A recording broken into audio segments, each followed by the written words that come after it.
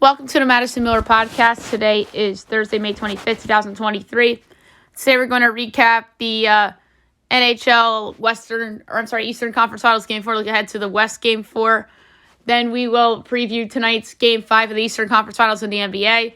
We have baseball, WNBA, soccer, golf, the season finale of Survivor, news and notes, and best bet. We'll start with hockey, conference finals, Game 4 of the East, as the Panthers complete the sweep with the 4-3 win over the Hurricanes to advance to the Stanley Cup Finals. This was a competitive sweep, just like the Lakers Nuggets.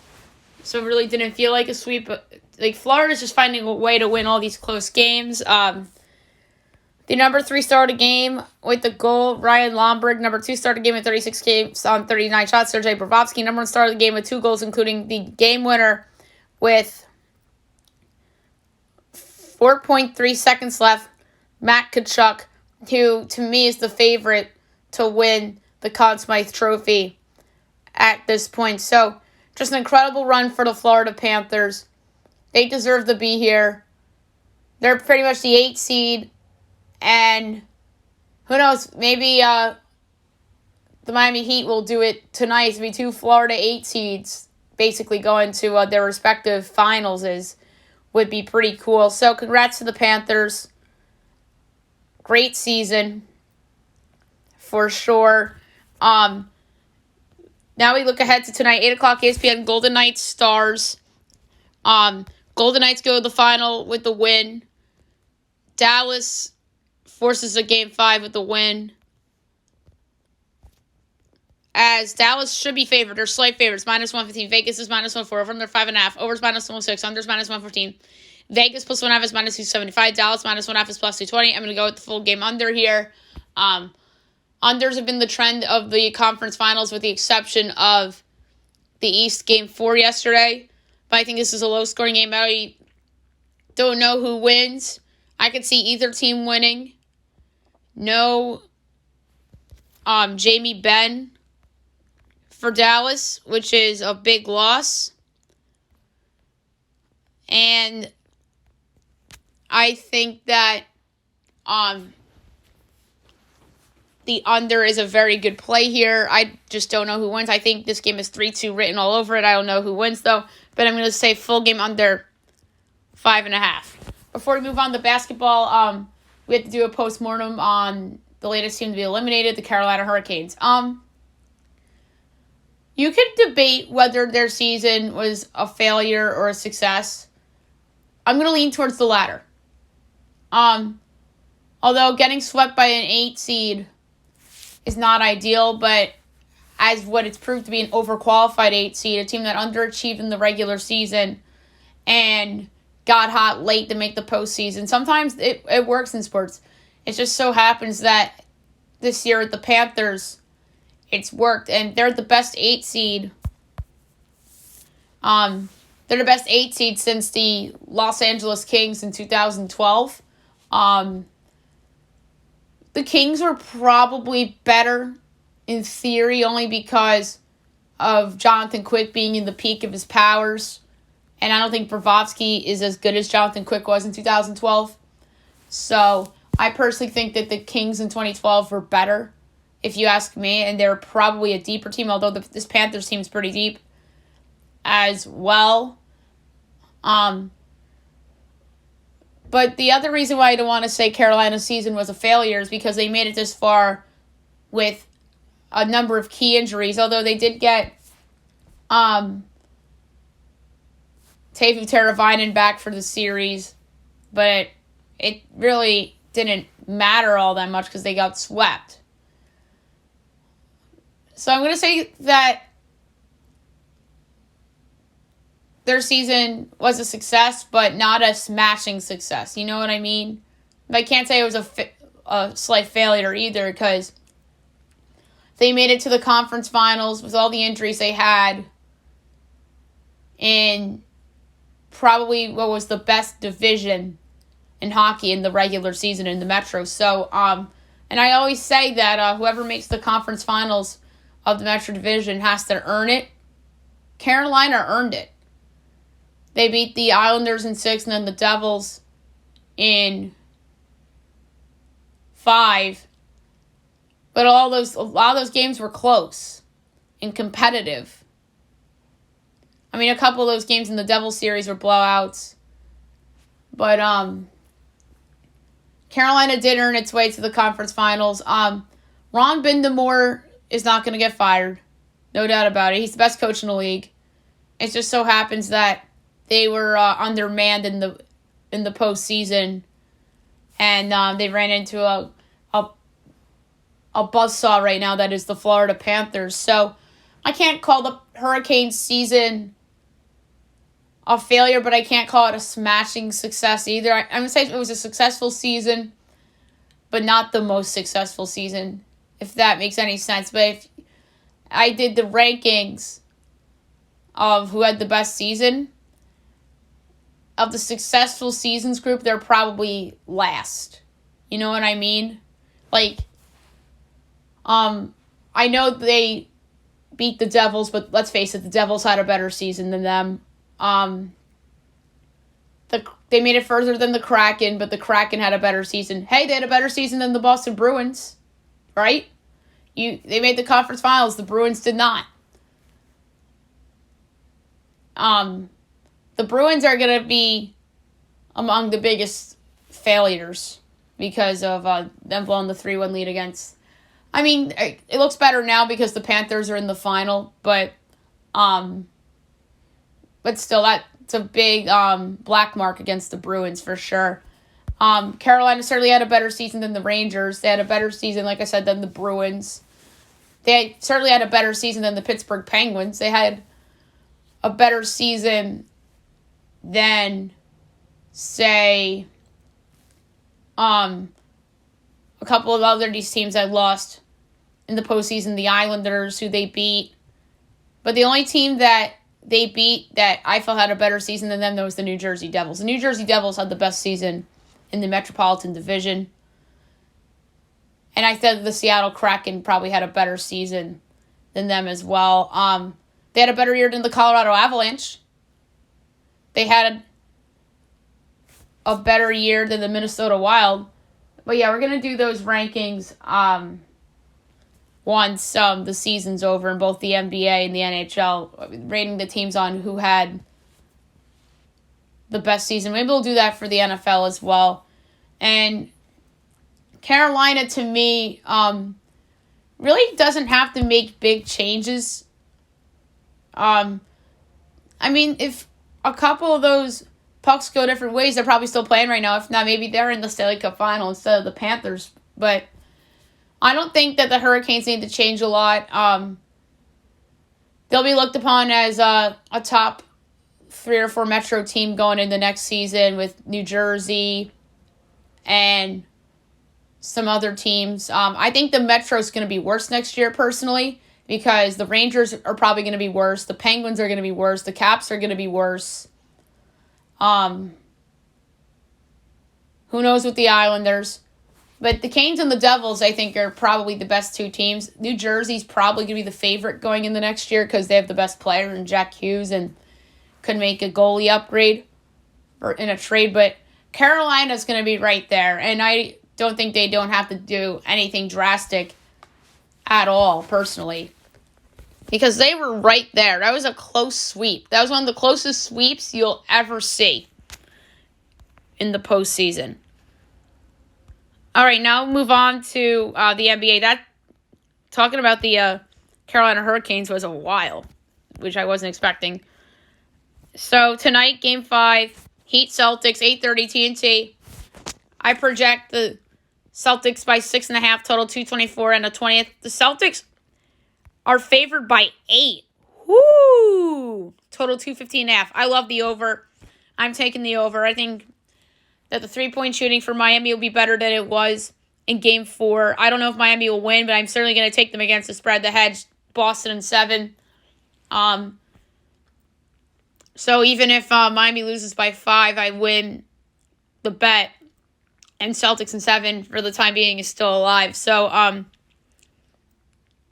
going to take the over in this game. And A subplot I forgot to mention in Game 4, Jeter and A-Rod were in attendance in this game.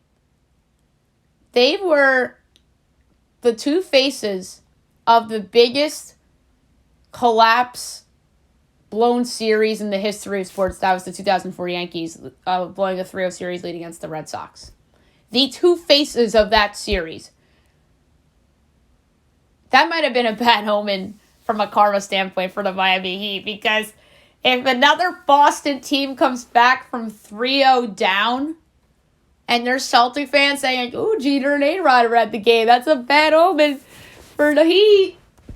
Who knows? But Miami Heat fans are probably hoping that Jeter and A-Rod, if Boston wins tonight, are not at Game 6. And A-Rod's been at a lot of Miami Heat playoff games, weirdly enough. He has. He lives in Miami, so it makes sense. And Jeter lives in Florida, too. So it makes sense for him to be at these games. But it's just ironic that Miami's up 3-0 and has a chance to close out at home. And they lay an egg in the second half with Jeter and A-Rod in attendance. So that's just really funny if you're a Boston fan. Not funny saying that as a Yankees fan, but it's just bizarre that Jeter and A-Rod were both in the building and the Boston team is trailing 3-0 and runs away with the game in the second half. So that's a subplot from that game that I wanted to bring up on the podcast that I just forgot to bring up on yesterday's podcast. So at gunpoint, I think Boston forces a Game 6, but Miami covers the 8-point spread and the game goes over. So looking forward to that one tonight. All right, now we'll move on to Major League Baseball. We'll go over the results from yesterday and look ahead to today's slate. Rangers over the Pirates 3-2. Phillies over the D-backs 6-5 and 10 on a walk-off single by Alec Boehm. White Sox over the Guardians 6-0. Brewers over the Astros 4-0. Twins over the Giants 7-1. Reds over the Cardinals 10-3. Rays over the Blue Jays 7-3. O's over the Yanks 9-6. Nats over the Padres 5-3. Braves over the Dodgers 4-3. Tigers over the Royals 6-4. Cubs over the Mets 4-2. Marlins over the Rockies 10-2. Angels over the Red Sox 7-3. Mariners over the A's 6-1. Not many games today because of travel. 12:30 of the Cardinals at the Reds. Miles Mikolas and Luke Weaver. Cards are favored and rightfully so. Minus 168. The Reds are plus 142. Over under 10. Overs minus 102 and there's minus 120. Cards minus 1.5 is minus 104. Reds plus 1.5 is minus 115. Luke Weaver, former Cardinal prospect. He was traded in the Paul Goldschmidt deal, so that's a fun subplot there. So, for this one, I'm going to go over 5.5 Cardinal runs at minus 102. 1 o'clock, Blue Jays, Rays. Alek Manoah, Zach Eflin. Rays minus 148. Blue Jays plus 126. Over under 8.5. Overs minus 112. Unders minus 108. Jays plus 1.5 is minus 160. Rays minus 1.5 is plus 132. Zach Eflin's been really good. Alek Manoah has been really bad. So for this one, I'm going to go with the Rays over 4.5 runs at minus 104. 3 o'clock, Marlins, Rockies. Braxton Garrett, Kyle Freeland. Marlins minus 124. Rockies plus 106. Over under 11, minus 110 each way. Marlins minus 1.5 is plus 125. Rockies plus 1.5 is minus 150. Kyle Freeland has not been terrible. Braxton Garrett's been okay. I like the full game under. This could be a 6-4 game and I still win the bet. Padres Nats at 4. Blake Snell and Jake Irvin. Padres minus 188. Nats plus 158. Over under 9.5. Overs minus 104. Unders minus 118. Padres minus 1.5 is minus 125. Nats plus 1.5 is plus 104. Full game over. Don't feel good about it. 6:30 White Sox Tigers. Lucas Giolito and Alex Faedo. White Sox minus 136. Tigers plus 116. Over under 8. Overs minus 115. Unders minus 105. White Sox minus 1.5 is plus 125. Tigers plus 1.5 is minus 150. This is a hard one, too. Lucas Giolito is pitching a little bit better for the White Sox. I'm going to go under 3.5 Tiger runs at minus 106. 7 o'clock, O's Yankees. Kyle Gibson, Clark Schmidt. The Yanks are minus 132. The O's are plus 112. Over under 9. Overs minus 115. Unders minus 105. O's plus 1.5 is minus 172. Yankees minus 1.5 is plus 142. I'm going full game over. The over's gone hit in every game this series so far. I'm going to continue the trend with the over. Phil's Braves at 720. Aaron Nola and Dylan Dodd. The Phillies are slight underdogs here. Minus 106. The Braves are minus 110. Over under 9. Overs minus 120. Unders minus 102. Phil's minus 1.5 is plus 162. Braves plus 1.5 is minus 96. Phil's need the game. Aaron Nola needs a big game here. I'm going to go with them at minus 106 on the road as a slight underdog. 7:30 Mets Cubs. Cubs going for the sweep. Carlos Carrasco and Kyle Hendricks making his season debut. The Cubs are minus 118. The Mets are even money. Over under 7.5. Overs minus 118. Unders minus 104. Mets minus 1.5 is plus 162. Cubs plus 1.5 is minus 196. I'm going full game over. We don't know what to expect from Kyle Hendricks. And Carlos Carrasco has been bad this year. Giants Brewers. Scott Alexander, we don't know who's going for Milwaukee. The game is not posted yet. But if the total is lower than 8, then I might take the over. But if it's higher than 10.5, I'll take the under. We'll see. And then 9:30 you have the A's at the Mariners. J.P. Sears and Logan Gilbert. Mariners minus 260, A's plus 215, over under 7.5, overs minus 105, unders minus 115. A's plus 1.5 is even money. Mariners minus 1.5 is minus 120. For this one, I'm going to go with over 4.5 Mariner runs at minus 110. Okay, WNBA. We have a small slate for tonight. 2 games, 10 o'clock, CBS Sports Network, Commissioner's Cup, Aces, Sparks. Each team is 1-0. Becky Hammond still out. The Aces are favored by a whopping 13.5, totals 172.5. I'm taking the Sparks getting the points. That is way too many points for the Aces, so I'm going to take the Sparks getting the points. And then on Prime Video tonight, Commissioner's Cup, Lynx, Mercury, both teams are 0-2. The Mercury are favored by 3.5, totals 160.5. I'll take the Mercury minus the points. I hate to say it, but Brittany Griner's return might be a little bit distracting for the team from a media standpoint. But this is a good spot for them to get their first win against a Lynx team that I don't think is very good. So I'm going to lay the 3.5 with the Mercury against the Lynx. All right, now move on to soccer. We have some results to touch on, and we have a busy day today. We'll start with La Liga. Elche, Sevilla 1-1 draw. Real Madrid over Rayo 2-1. Villarreal over Cadiz 2-0. Espanyol Atletico 3-3 draw, so best bet's a loser. And Getafe over Betis 1-0. 2 games today. 1:30 you have Mallorca and Valencia. Mallorca is in 12th and Valencia is in 13th, so very close in the standings are these 2 clubs. Mallorca's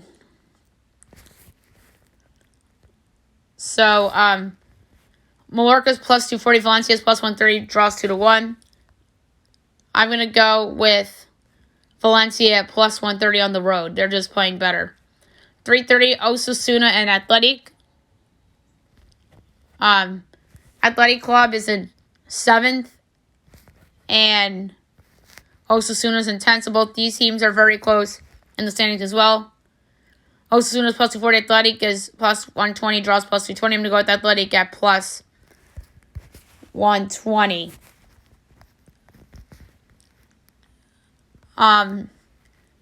English Premier League from yesterday, Brighton and Man City 1-1 draw. And then today at 3 o'clock you have Man City and Chelsea. Man United and Chelsea. Man United's in 4th. Chelsea's in 12th.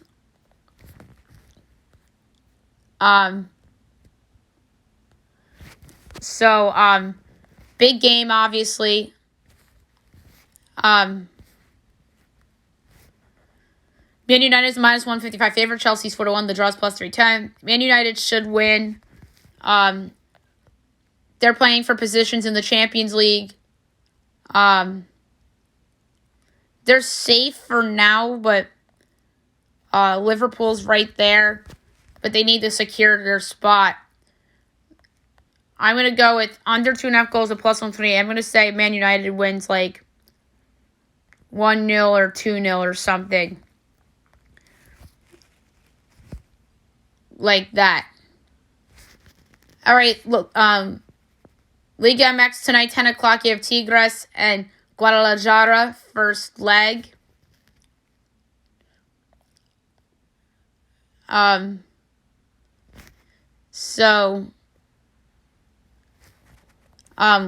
Guadalajara is third, and Tigres is seventh. Tigres is minus 105. Guadalajara is 2-1. The draw's plus 210. Both these teams are playing good right now, so it's hard to pick. I'm going to go with the draw at plus 210 in the first leg.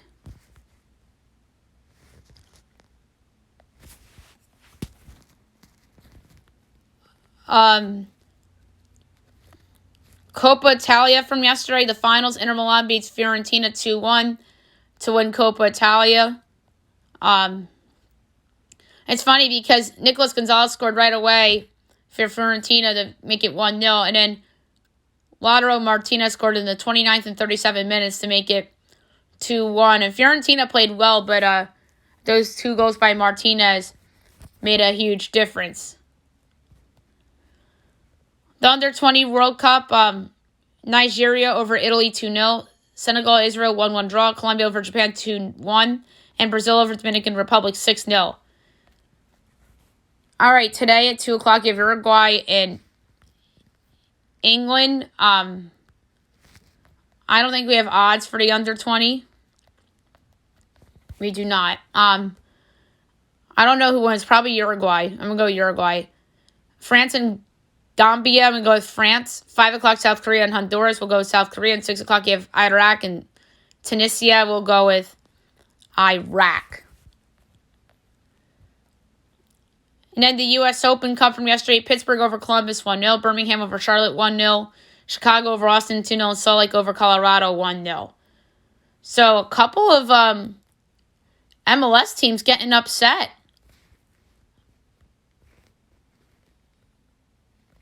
By some of these USL teams.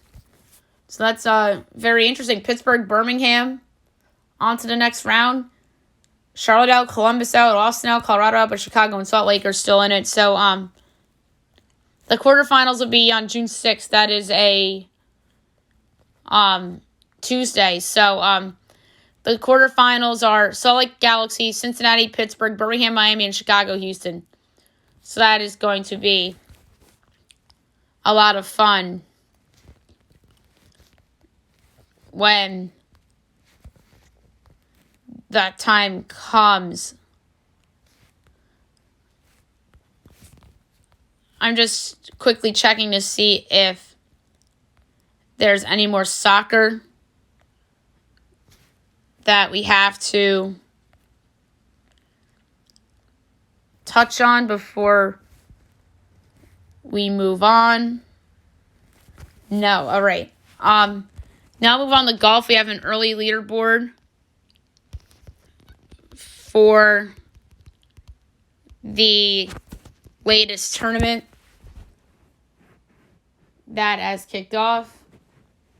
The Charles Schwab Challenge. Your leader right now with the score of 4 under is Austin Smotherman. Second with 3 under, Siwoo Kim. Tied for third with 2 under. Steven Yeager, Davis Lipsky, Callum Tarrant, Chad Ramey, Brendan Todd. Tied for 8th with 1 under. Matthias Schwab, Ryan Fox, Michael Kim, Kramer Hickok, Zach Blair, JJ Spawn, Sam Burns, Brian Harmon, Cam Champ, Justin Rose, Kyung-Gu Lee, Taylor Hogue, Matt McNeely. Tied for 21st at even, Sam Ryder, Christian Ziedenhout, Ryan Palmer, Russell Knox, Tyson Alexander, Alex Molly, Alex Loren, Nate Hardy, Brett Horschel, Ryan Hedley, Scotty Scheffler, Cesar V, Jordan Spieth, Chris Kirk, Richie Wierenski, Lucas Herbert, Sepp Straka, Tommy Fleetwood, Patrick Rogers, Alex Baddeley. Tied for 41st at 1 over Davis Riley, Ricky Fowler, and Danny Willett. Tied for 44th with 3 over Justin Lauer and Evan Van Rooyen, and 46th with 4 over Harry Higgs. All right, so there's your early leaderboard for Charles Schwab. The season finale of Survivor. It was a really, really awesome episode.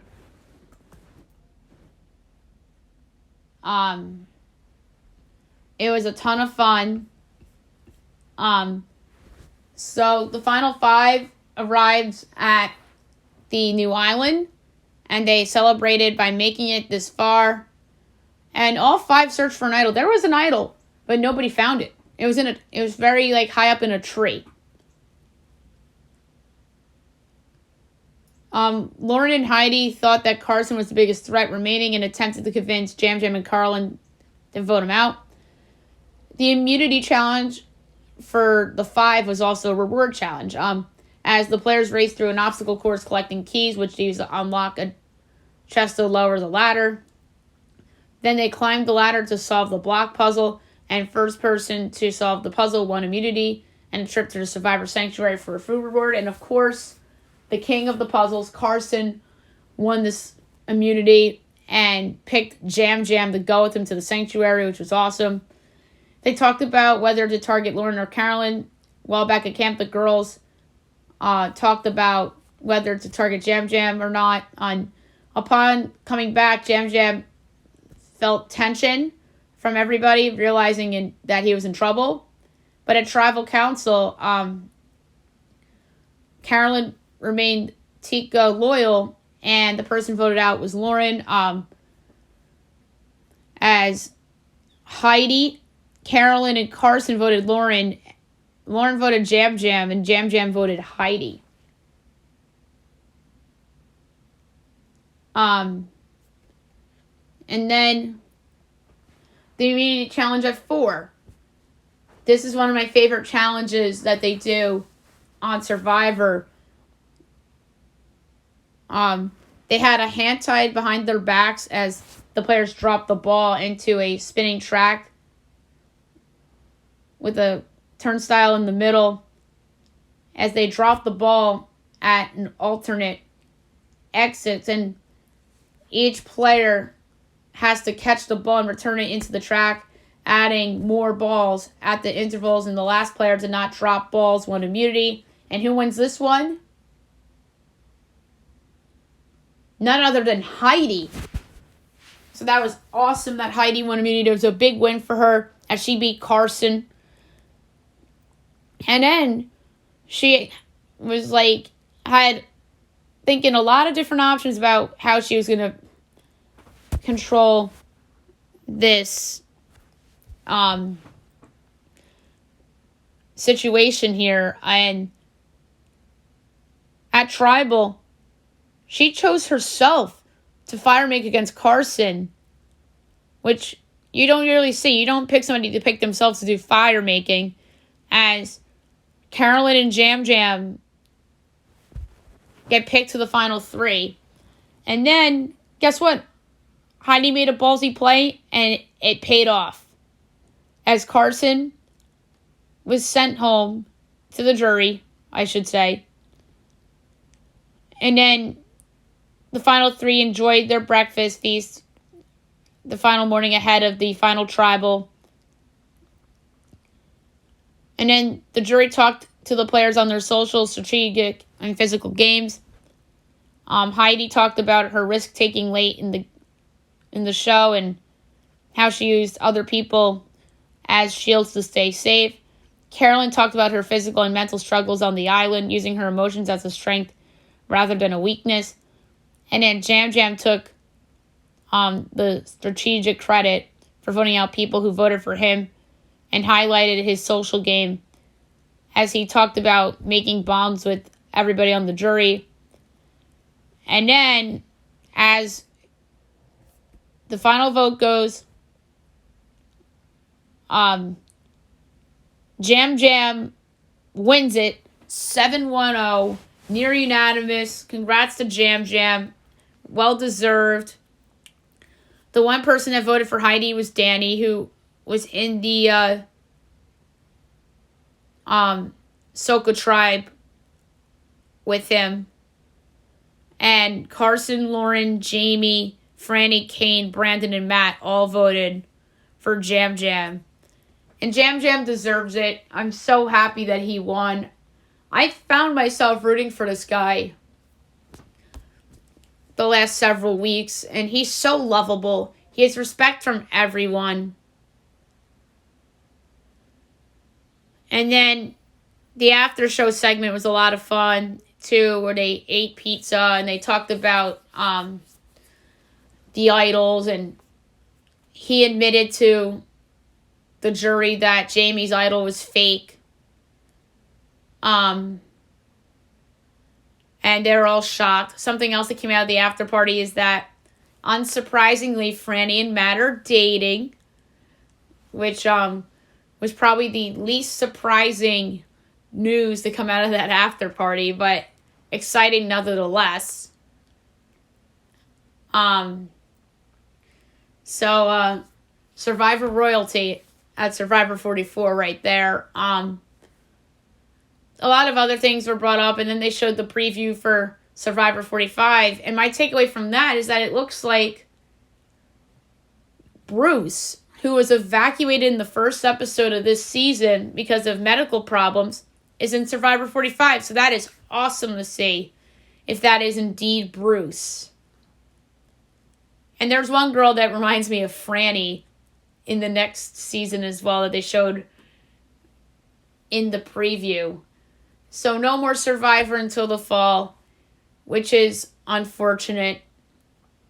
And it was a great season. I think the right player won. Jam Jam did win an immunity. I feel like if he didn't win that immunity, he wouldn't have won the game, and Heidi would have won it. I'm surprised Jam Jam ultimately won, though. I thought before the episode aired he was going to win, but the reason why I'm somewhat surprised he won is because of how Heidi positioned herself there at the end by picking herself to go to fire against Carson. She beats Carson, and I thought the jury was going to really put that in her favor. And I would have been fine with Heidi winning. I'm very happy that Jam Jam won. Carolyn was a good player, but she didn't win any immunities. She struggled at challenges. And she did make some nice moves on the show by hiding the idol till the end where she could save Carson. But it didn't matter because Carson wouldn't have went home anyway. She could have saved that for herself. She did have a lot of respect from the jury, which was a part of her case. But the last time I remember somebody that didn't win an immunity challenge that won a season was Marianne in 42. And I loved Marianne as a player. She was very energetic, like Carolyn. Her personality was big and everybody respected her. And despite not winning any individual immunities, she ended up winning the game. And the fact that Carolyn didn't win an immunity challenge, what I feel hurt her cause. And I don't think she did a good job selling herself to the jury either. So, good season overall. And looking forward to Survivor 45 come the fall. All right, news and notes time. We're going to start news and notes on a sad note. Tina Turner passed away yesterday at the age of 83. Very sad news. Thoughts and prayers go out to her family, friends, and peers just very unfortunate. She really was a diva, and she was one of the best in her generation.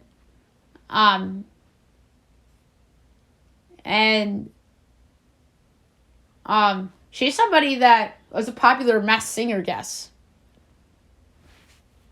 And I really thought she was several different characters on that show as well. So many great songs. Proud Mary, River Deep Mountain High, What's Love Got to Do with It, The Best, Private Dancer, Better Be Good to Me, We Don't Need Another Hero, I Don't Want to Fight, The Best. She did a rendition of The Game of Love with Santana, Let's Stay Together. She did a song with Bryan Adams, It's Only Love, A Fool in Love, The Best.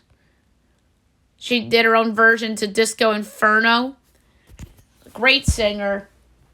Just really, really sad news yesterday. And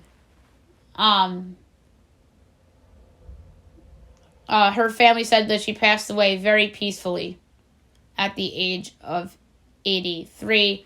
And of course, everybody is posting their tributes to Tina. Elton John had a nice post on social. Ruth Pointer made a statement. Debbie Allen had a nice statement.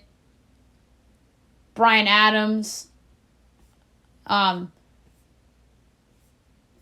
And like I said, very, very sad. And she really was one of the better singers of her generation too. So thoughts and prayers go to everyone in her family and her peers especially. Okay. Other news. We'll start with basketball. The big news from yesterday came out in the NBA is that the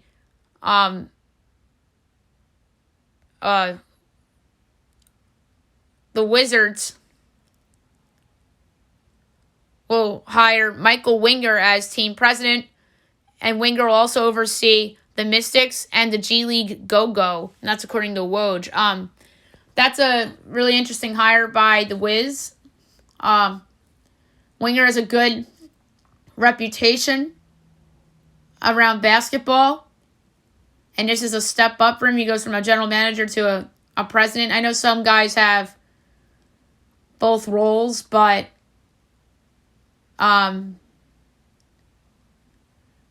he gets a better job here and gets to oversee a lot. So it's a harder job. So a very interesting hire by the Wizards. And now the Clippers. Where did they go next for their general manager? They lost their general manager. And there's going to be guys in play. Is this a Bob Myers destination? Does that open that door? So we'll see about that. Lawrence Frank is still at the Clippers. He's their team president. The Clippers, does that open the door for Bob Myers? I think that's very interesting. There are some other guys that I think could be interested in this job.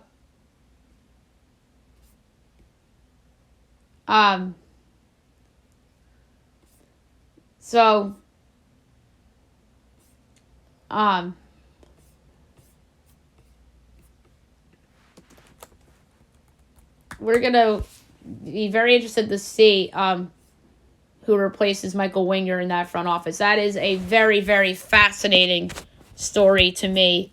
And depending on who they hire, this could change the direction of the Clippers. Like, what if the new GM comes in and says, hey, it's not working with Kawhi and Paul George. Let's blow it up and start over.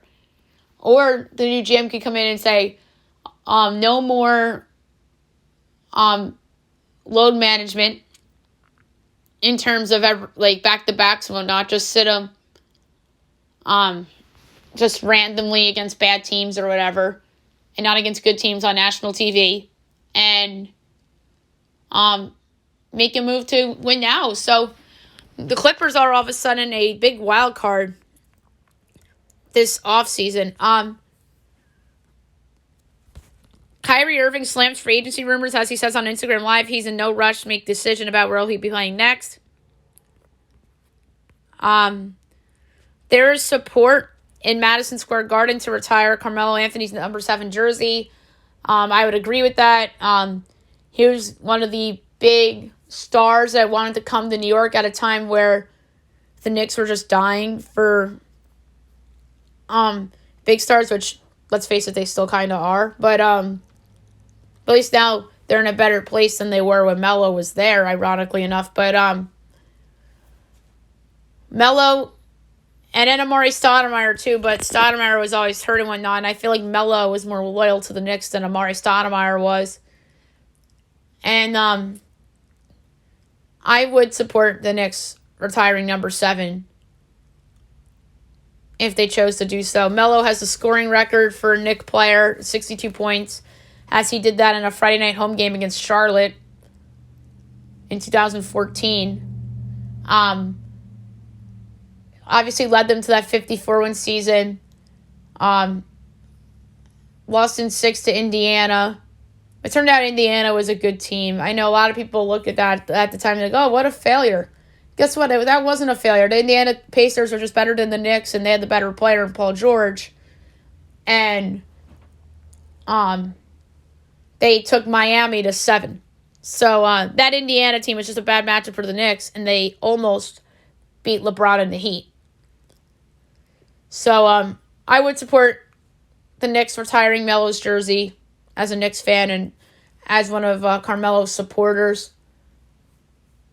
And we'll see if they actually do it. Monty Williams turned down a big money offer from the Detroit Pistons. He must think he's getting a different job. He probably thinks he has Philly. Maybe he thinks he has Milwaukee or Toronto. But had they landed Wembanyama, you know he would have went there. Let's face it, if they had Wembanyama, if they won that lottery, he would have went there. But nope. He's probably like, nope, not coming here. You're still going to be bad. I'm going to go somewhere where I think I can win, like Milwaukee or Philly, maybe Boston if they lose tonight and Missoula gets fired. So we'll see where Monty goes. The 76ers unlikely to max James Harden, as they're not really motivated to pay Harden a max salary in upcoming contract negotiations. Right move. Harden's a player in decline, as we know. He's not the same guy as he was with the Rockets several years ago. The Rockets probably think that, but he's not. And so if they were to re-sign Harden, don't max him. Maybe a 1-year deal with an option, like they kind of did this year.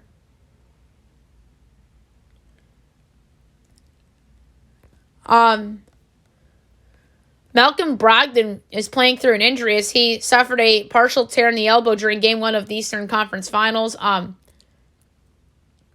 So that's really unfortunate for Brogdon and the Celtics, as they are a loss away from their season ending. So we'll see what are the after effects of that. There's a video that the Knicks sent out of Walt Clyde Frazier, Patrick Ewing, and others celebrating Carmelo Anthony. I don't know why Bleacher Report put Raymond Felton in the icons group with Ewing and Frazier. Like, it's like one of these things is not like the others. And Felton is not like Ewing and Frazier. I'm sorry. Like, why is Felton in there? Like, maybe Ewing, Frazier, and Bernard King. Ewing, Frazier, and John Starks. Ewing, Frazier, and heck, Jalen Brunson is more qualified to be in there than Raymond frickin' Felton. Not that Raymond Felton was a bad player. He just doesn't belong in that group. Victor Wembanyama wants to beat Team USA as he has the desire to represent France at the 2024 Olympics and beat USA in the final.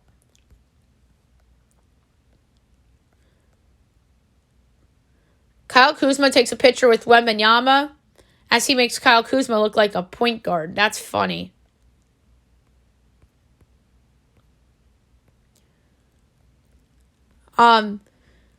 Caleb Love linked the 3 schools, Arizona, Gonzaga, and Texas, keep coming up in conversations around him.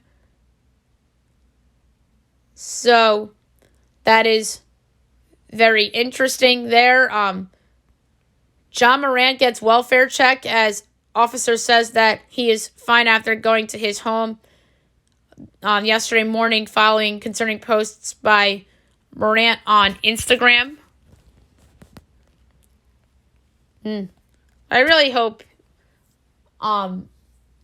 he'll be okay. I understand that what he did was really wrong, especially repeating the same mistake he already made. But you got to worry about his mental health at this point. Some baseball stuff. Orioles Twitter trolled the Yankees as the Orioles tweeted a hilarious Taylor Swift reference after the team dropped 8 runs in the 7th inning to beat the Yankees. Carlos Correa has a foot and heel injury as an MRI reveals a strain in his foot and plantar fasciitis and heel. So that's not great for Minnesota. He was just starting to get going a little bit too. The Patriots lose 2 OTA days because of violation of off-season rules. Yikes, that's not good for New England. Some hockey. Matt Tkachuk says we're the underdogs as he says the locker room isn't concerned with doubters heading into the Stanley Cup final. We already talked about Jamie Benn being suspended 2 games from player safety for cross-checking against Mark Stone. So that's not great for the Dallas Stars' his chances to come back in that series, at least to make it interesting. Sabres re-signed Kyle Okposo, 1 year, $2.5 million contract extension. So they retain their captain. And Andy Reid criticizes the kickoff rule as he thinks the league could become flag football with fair catches coming out to the 25-yard line. Yikes. Alrighty. Last but not least, my best bet of the day brought to you by FanDuel. Some interesting things that I like. Best bet lost yesterday. And I'm going to notch it down a little bit. I'm going to do a half unit on the under of Marlins Rockies. I just don't see that going over 11. Worst case scenario, it's a push. Half unit under 11 on Miami, Colorado for my best bet of the day. All right, so that's it for the podcast. I'll be back tomorrow recapping everything, and I'm looking ahead to whatever's going on over the weekend. There's a chance we don't have, if the Celtics and if the Heat and the Golden Knights both close out tonight, we won't have any NBA or NHL over the weekend, which is very sad. So let's hope one of those two home teams win tonight. So at least we have some content in the NBA and NHL, respectively, to talk about. So that's something to keep an eye on. So I hope you guys have a great day, everybody.